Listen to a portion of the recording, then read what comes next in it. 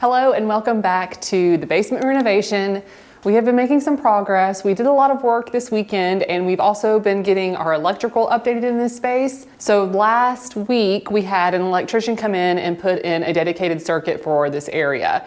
And we have had our outlets updated. We are in the middle of having our lighting updated in here, and hopefully tomorrow we will have the rest of the lighting fixtures installed in the entire space, in this entire area. This is gonna be my sewing room. And then over here, it's very dark over here because we took down all of the electrical, including the light that used to be over here. So over here, we're gonna have, I think, 5 more fixtures over here. In last week's video, I also mentioned that we were having an issue with these joists. I don't think we're in any kind of dangerous structural issue territory here with this. The joists have just sagged over time. This house was built in the 70s and, you know, things sag over time. We also had some pretty loose joist hangers on the side over here. And I think that may have contributed to the sagging because they weren't tight enough. They weren't really holding the joist in a really tight position. I'm not a structural engineer. I am a former architect, but I think that's kind of what was going on here. I think they're appropriately sized for this space.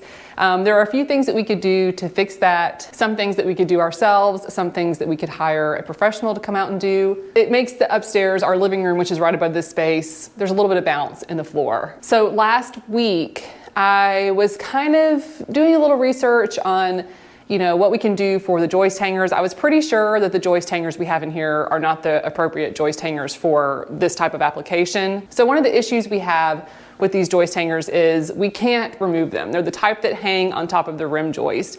And for that reason, they're basically stuck in there unless we want to like cut them away from that little flange that hangs on top of the rim joist and replace them with new joist hangers that are, you know, appropriately sized. And they're just not real tight and snug the way that they're supposed to be. So one of the solutions that I had seen was to essentially put another joist hanger over it. And I was just going to order one and see if I could get it to fit and see if I could make that work. This is kind of a long story. You can skip ahead to this timestamp if you don't really care about this, but I just found it kind of interesting. So I was going to order this one joist hanger and try it out. The shipping was $25. I thought that was kind of crazy.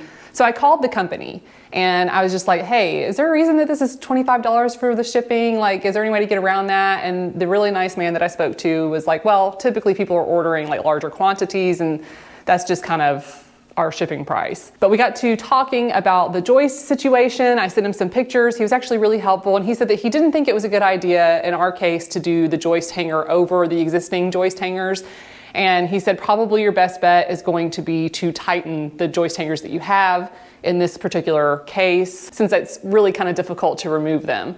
So that's what I did. And I also realized that the fasteners, like the nails, and they didn't use any screws, they just used nails, but the nails that they used to attach the joist hangers were not the proper nails for attaching joist hangers. Another thing that I noticed was that the nails that were in there were kind of rusting and falling off. So some of the holes didn't have a nail head on them, but there was still part of the nail inside there because the nails just over time got rusty. And again, they were not designed for the joist hangers. So long story short, I just went through and removed the nails that were loose and replaced them with the appropriate nails, just to tighten the joist hangers and hopefully eliminate any more of that kind of pulling away. I got my knowledge basket open. I'm ready. This is the nail that I pulled out, and I think it's just a basic framing nail, which is not the proper nail to be using. These nails are structural, so they have more shear strength. So they look like this. And these are specifically for nailing in joist hangers like these. They're not really the right joist hangers. I can't put screws in these because the holes aren't designed for screws, so I'm just gonna try to replace the nails. I have this new tool. This is a palm nailer, and I've practiced with it just a little bit. It's a little bit scary at first use because it's really loud, but it is actually really powerful, which also makes it scary. But it makes putting the nails in really, really fast and really easy. So to load this, you just place the nail in this, and it's magnetic, so it holds it in place. So you just push it in and press, and this thing is loud. And it gets it nice and tight in there. You definitely want to wear earplugs because it is sensory overload and it's kind of scary, but with earplugs I feel less scared. All right, here we go. Thing works good. It's a little spooky to use. I'm just gonna go ahead and address the elephant in the room. This palm nailer sounds flatulent. Like it's losing a battle with last night's burrito. loudly, shamelessly, but it gets the job done. Oh. It's like a finishing nail. Look how tiny this thing is. They had that in there. They phoned that one in. Yes, they did. Wow. Hey, why don't you wake me up? I don't have a mic on. It got you. Oh. I'm talking to you, but you don't hear me. You just don't want me to talk. You already have no mic. I'm responding to you, but you Can't don't hear hear me. me. You don't hear me and you think I'm ignoring you. I'm not. I'm agreeing with you. We'll have to roll the tape and prove it later. You probably didn't hear what I just said just now. You hear me now? Yeah. Oh, okay. Maybe you have selective hearing. I think that's what it is. Here we go. Once you get used to it, it's actually kind of satisfying, but it's still scary. Okay, here we go. Like they use different nails. It's like they just had whatever there's laying around. Yeah. All right, here we go. Here we go. All right, here we go.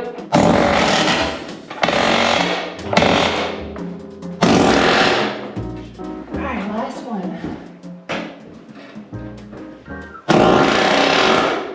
When it came to stabilizing the actual joists, there were a few things that we could do to hopefully eliminate some of the shaking that we were getting.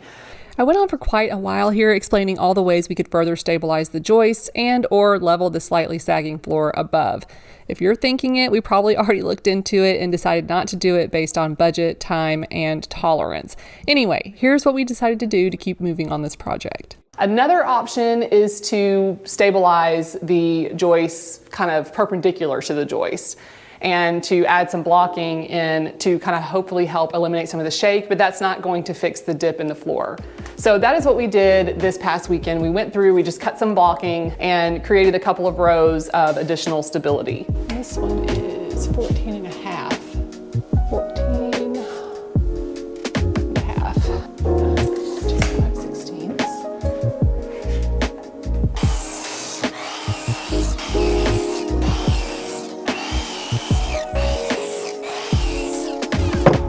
All right.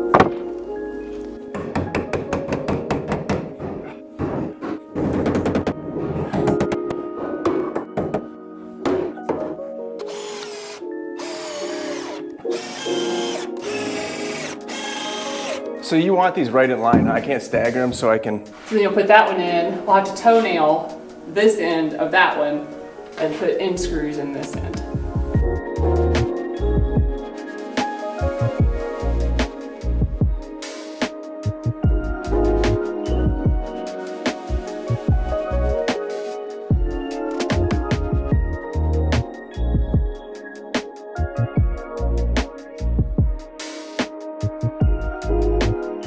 Well, what'd you think? Why don't you come upstairs? I mean... Go ahead, give it your worst. Feels about the same to me. Oh. I mean, I think it's like maybe marginally improved. Yeah, it might be a little bit better. I think one thing that got us, that HVAC in there, I think it... Yeah, but I don't know. Heavy walking, how's the lamp look?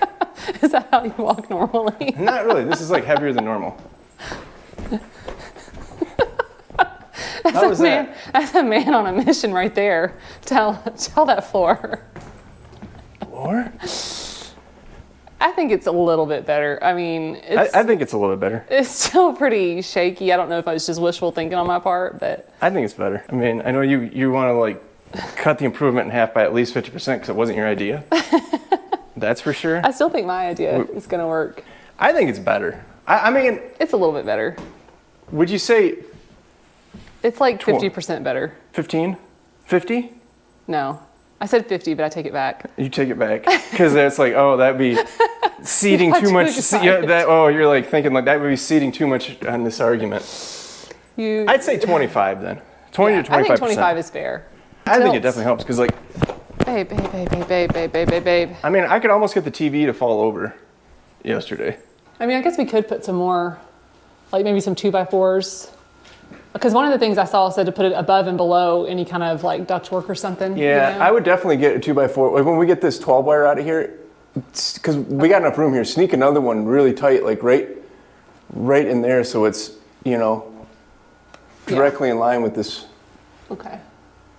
All right, well, worth a shot, I guess. So I think today I want to work on putting up some insulation, and then tomorrow our drywall is also getting delivered. So tomorrow I can start putting up some of the drywall and start finishing this side, the sewing room side of the space, because we'll have the lights up, we'll have the insulation in, we've got all of our electrical outlets installed here, and we'll be able to kind of hit the ground running. I'm very, very, very excited about that. And the light fixtures that I'm using are these really thin, like wafer recessed lights. It's just like a light that attaches with a little cable to the actual, I guess, junction box for the hookup of the electricity. So these are really nice because they can go in really narrow spaces. So if one ends up under the joist, it'll still fit because it's thin enough that it will just be the depth of the drywall, and it can sit right against the joist. It's also what they call IC rated, I think, which means it can go right up against insulation. It's not unsafe to have it basically right against insulation.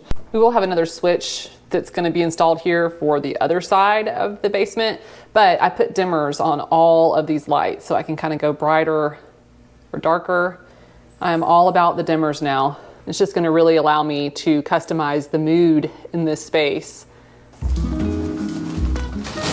Oh, I'm having flashbacks to removing all of this insulation and how disgusting it was. Oh, holy crap. A mouse fell out of here that was, it was this big. I think we got a squirrel. Another dead mouse. Shoot. Oh. It's so much better now. Oh my gosh. We've come a long way, for sure.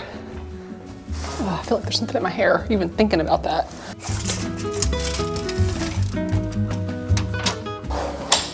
This is a bad design for this table. It's hard to get these legs up.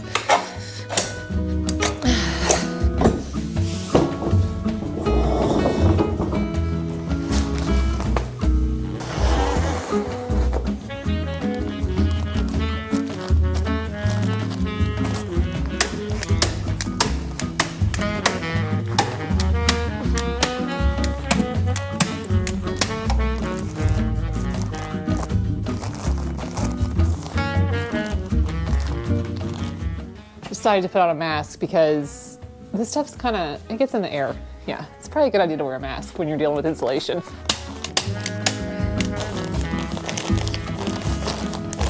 So some of my walls are not, like my studs are not spaced 16 inches on center, and some of these little areas where I kind of had to build little shorter walls. So the insulation is made to fit in a 16-inch on center stud wall, but sometimes you just don't have the 16 inches. You just kind of have to work around other things. So that's why I'm having to kind of piece it together in this one. I'm just gonna put a little bit of this insulation seam tape on here to hold it together. Probably not necessary, but oh well. Just makes me feel better. So we still need to order just a little bit more insulation for, well, a lot of insulation for the ceiling and the other side. But what we had, this was about 3 rolls and then 1 package of the stuff that's like packaged flat. I prefer working with the rolls because they're just easier to work with, and I feel like I don't waste as much when I'm using the roll. So anyway, with these leggings on, I can see how much of this insulation gets on you.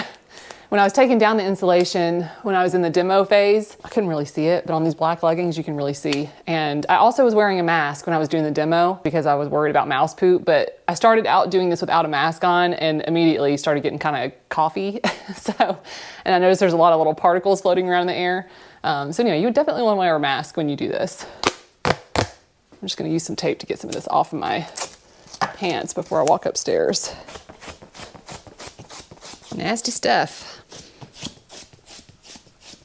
Okay, I think we are finally ready to start hanging some drywall in here. I have a little bit of drywall experience. I did just a little bit in the kitchen when we were doing that renovation. I did the bathroom in here, but this is gonna be the biggest drywall project that I've ever done. Now, the actual hanging of the drywall has never been that bad for me. And actually, one of the things that makes drywall hanging a lot easier is the drywall bit. So that's what that looks like there. And it just kind of makes sure that you sink the screws just a little bit into the drywall without breaking through the drywall paper, because you want those screws to be sunk so that when you mud over them, the drywall knife doesn't get caught on your screws, and it's just a nice, neat way to hang the drywall. So this is very helpful. And I'm just gonna start in this area. So this is the sewing room area. I'm gonna start over here first.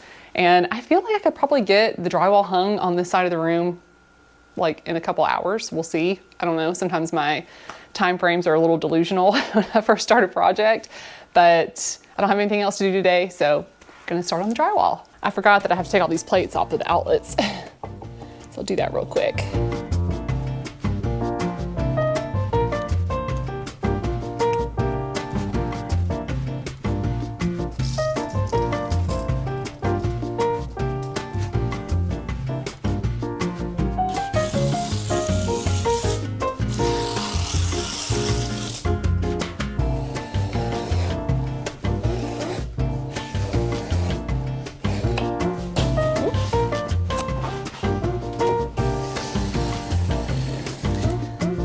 I'm just gonna use some scrap trim to lift the drywall off the floor just a little bit so that it's not touching the floor and is less susceptible to moisture from the concrete.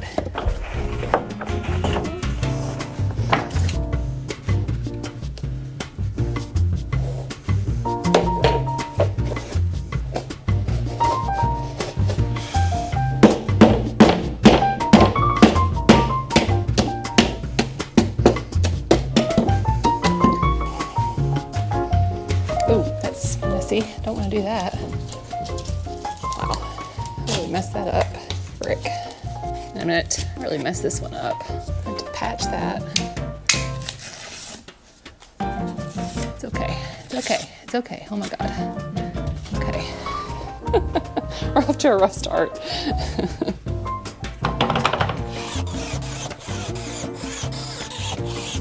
Huh? Did you punch it out with your fist? Pretty much. You should leave. It's like a punk vibe.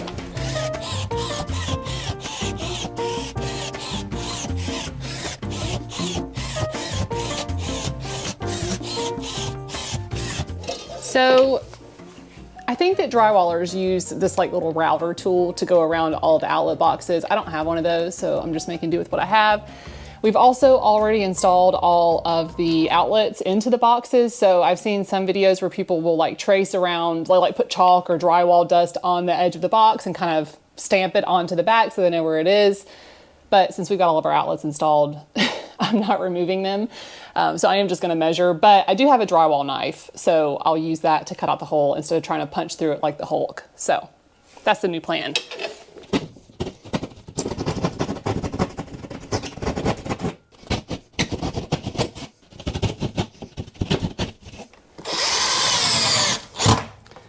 So I've probably been doing this for about an hour.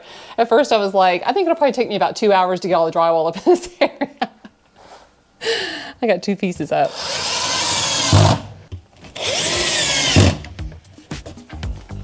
Oh well.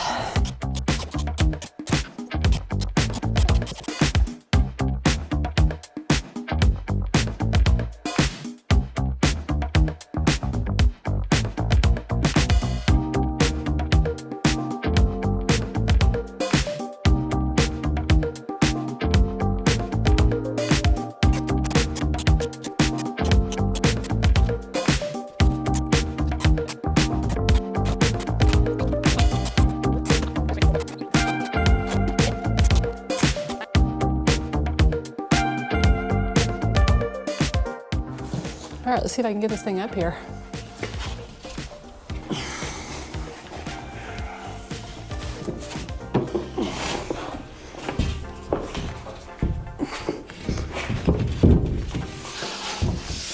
Yes, she can.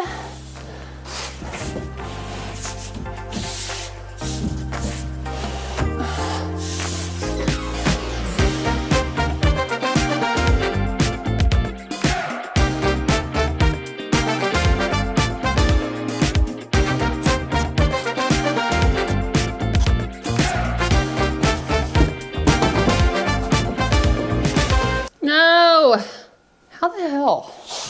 This is why I can't work past 3. I start making mistakes. All right, I recut the hole. I have to patch below it.